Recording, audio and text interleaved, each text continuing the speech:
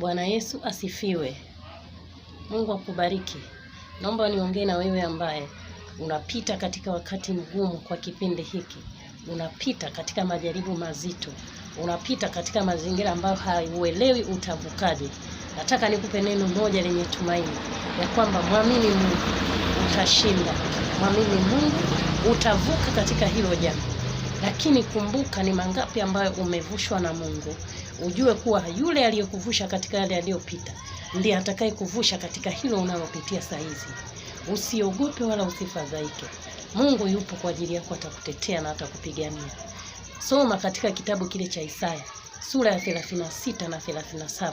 Pata muda wa utulivu kabisa, soma hayo maandiko, sura hizo mbili. Utaona majibu ambayo Mungu aliyafanya kwa mfalme Hezekia dhidi ya mfalme wa Ashuru, ambavyo alikuwa ametoa vitisho vingi kwa ajili yao mpaka wakaogopa kabisa. Lakini walipoweka